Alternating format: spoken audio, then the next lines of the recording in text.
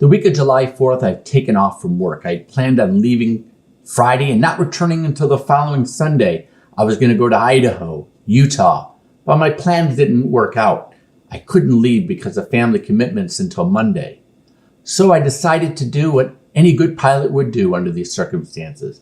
I had the time, the wind was blowing east, so that's where I was going to fly. I was going east.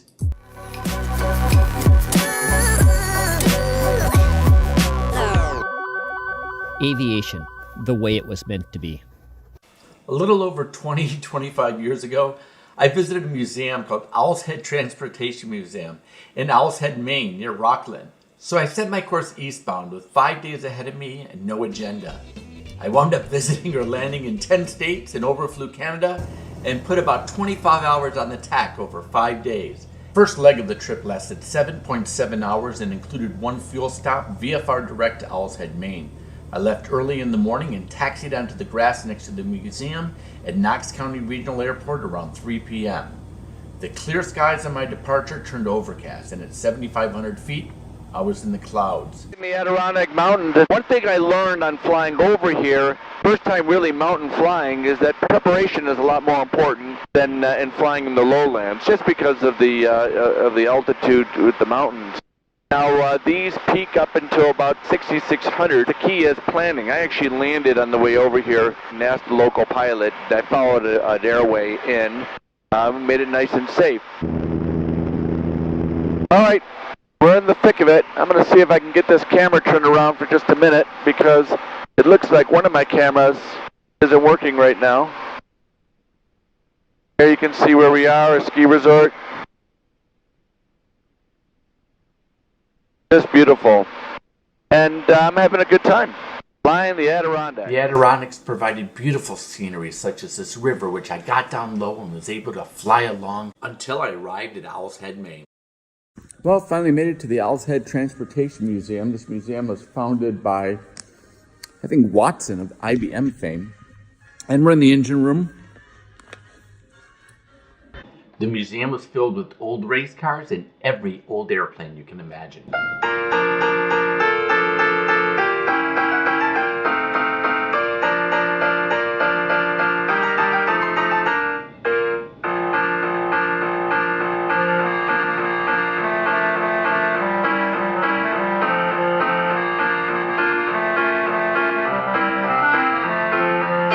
I am sitting here with Carl at the restoration hangar well, he used to work at Old Rhinebeck, but this is the Owl's Head Transportation Museum.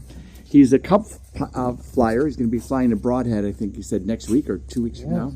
And we're looking at an original Fokker what? C4. Original Fokker C4. 1924. Wow. And an original Rolls-Royce 360 horsepower geared engine. They call it an Eagle 8. And how many cubic inches? Like 1,000 Millions. cubic inches. About that horsepower. But it's a geared engine. Yeah. Very impressive. The prop turns about 700 RPM top speed. Wow. The engine's That's how you about can pick that big 15, propeller like yeah. that. Oh man. Otherwise- huge propeller. Otherwise, those tips would be supersonic in a second, wouldn't they? Yeah. So Wow. let me hold the camera and you get up in the cockpit. This is the only one in the world. The cool thing is, Tony Fokker had his hands on this airplane because these were all built in Amsterdam and basically hand-built airplanes. This is the pilot view. Yeah. And let's see if we can get in here. Yeah. You got light down there? Yeah, I got just enough light. So we got a tack. Yeah. We have an altimeter. An old, Some basic instruments. Yeah. You have Dual four magnetos. There's 4 magnetos and 4 carburetors. We had 2 switches. 2 magneto switches. We have a big radiator crank. The radiators crank in and out on this thing. You can adjust your temperature. Gotcha. It helps with speed too. There's a big trim. That little crank there is 42 turns. Give it a total crank, but you can adjust the stabilizer just like a Cub. Wow. It's really, really nice. This is beautiful. Spark advance, spark retard. And starting a beautiful header tank there. There's a booster mag. So it's a direct drive. Some guys out there with this cranking as fast as they can, and the prop's just barely turning over. And you sit in here with a booster mag, and hopefully it starts. Special. Yeah, this is a pretty cool one. And then they converted it with a big gas tank for the flight. And then it crashed. It crashed on a landing, hit a ditch, And that was the end of it. I sat in front of some great pictures sitting in a hayfield. And this is a trans-Pacific flight. Trans-Pacific. Yeah, it was going to go from Tacoma to Tokyo. Tacoma to Tokyo. And it went from Tacoma to Tacoma. British Columbia. Okay. 110 miles north.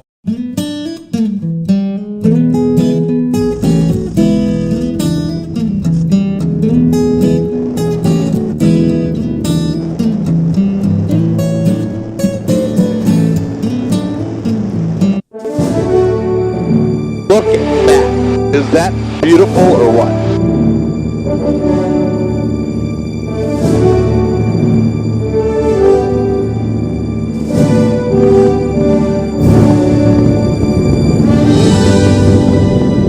Ground here is about 55 feet above sea level. We're at 1,000, so I'm going to drop down 500 feet, maybe even a little lower over the water. Great Michigan Bush Company style.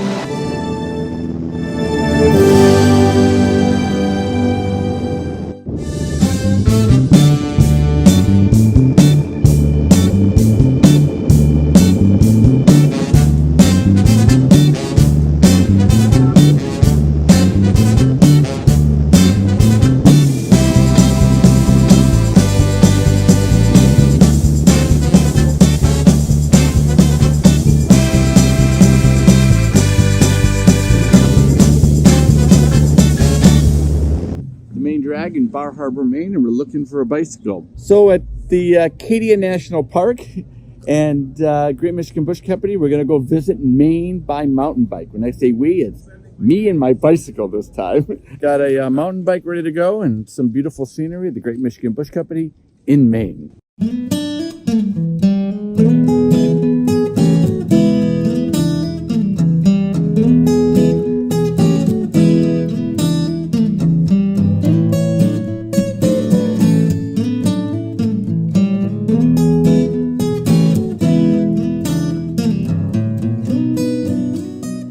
I was just about to depart Bar Harbor, Maine. Guess I'm not departing. I am just outside of Bar Harbor, Maine in beautiful Acadia National Park. We're going to be flying to some backcountry trips now. Some are, I think, in Vermont and New Hampshire. So time to get off the pavement and into the country. How's that song go? We'll be coming around the mountains when she comes.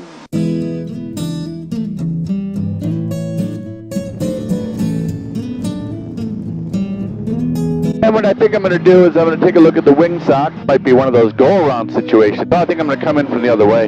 Just get used to these hills. A little different perspective than flat country in Michigan. For some reason I have this feeling like I need to be really, really high above the mountains.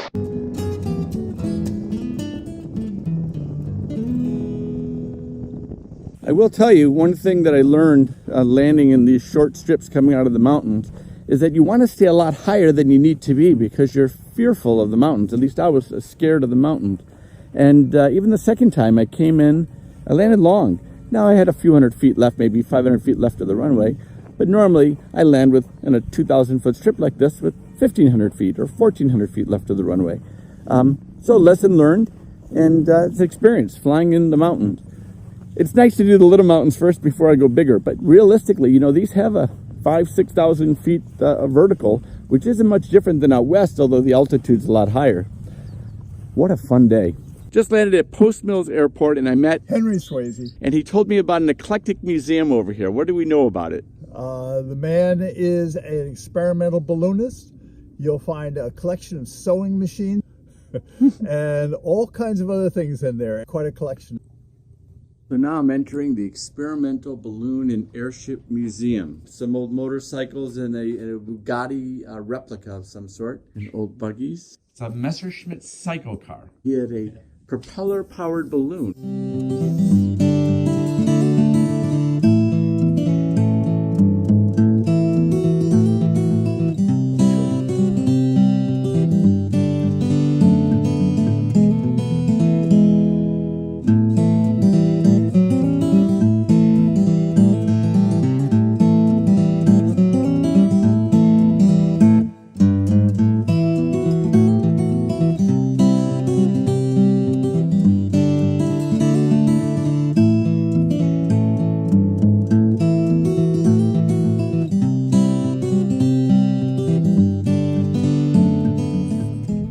This has to be one of the most unique airports I've ever been to. Not only is there that eclectic museum, but I think in every hangar he has something hidden.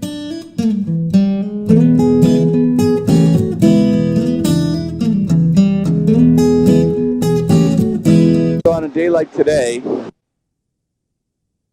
Cessna flies itself. No hands, no feet, just cruising at 120 miles an hour.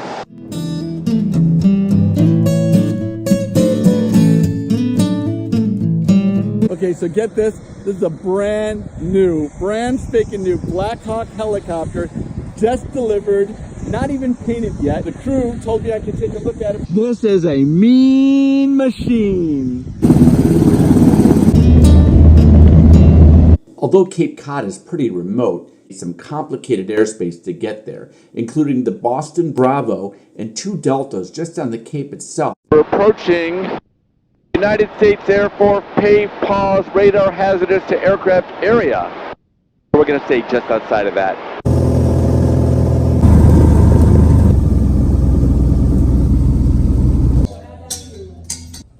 Chris. Hi, Chris. We're with the Great Michigan Bush Company, and I landed at Cape Cod Airport here. And you are been in the barnstorming business for some time here. You got a Waco, and what is that over there? We got a Waco YMF and a Waco UPF. UPF and a YMF. Now, are these the ones out of Michigan? That or are one these? is. Sure. This is an original 41. We're sophisticated. People make appointments. We have a website. Right. We have rack cards in hotels. What's the operating cost on a Waco? Well, I've never really crunched the numbers. I don't want to know. I mean, if you think insurance is pretty steep to insure these Sure. nowadays. So if you factor in engines and insurance, it gets up there. I mean, gas, it burns about 12 gallons an hour, I guess. Okay, it's not bad. And the DC-3s, what do you know about those? Those aren't yours, are they? They're both mine. They're both yours? Yeah.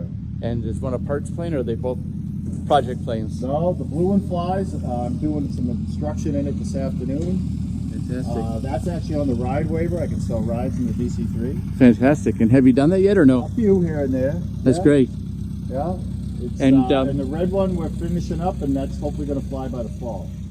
I flew those very few airplanes and others at PBA back in the 80s, and it's just a hobby of mine mostly. The rides and the instruction is just to help offset the cost. Right. And it's not cheap. I'm going to sell one of them. What's the operating cost of the DC-3? Well, the guys, we're going to do an hour duel, it's $1,800 an hour. I'll even do rides for $1,500 an hour. When you don't have enough money, or I'm sorry, let's start that again. When you have too much money, you buy yourself a DC-3. Oh, no, you don't. You buy yourself 2 DC-3s. Cape Cod Flying Service, Banner Tows, Super Cubs, grass strips, incredible flying. Great Michigan Bush Company on the road.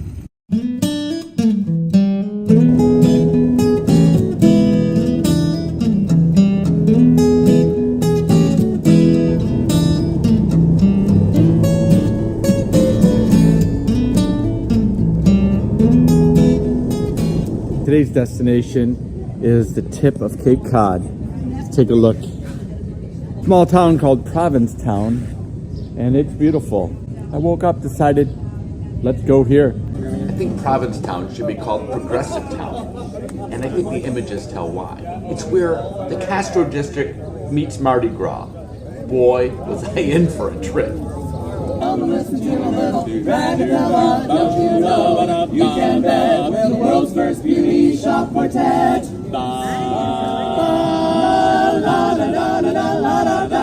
What's that noise? Joy of joys. It's a girl group made of boys. With my family in New York City, I decided to go there next, the only obstacle being a presidential TFR, so I landed in Westchester, New York. The Great Michigan Bush Company is the best because they fly 36 hours just to see us.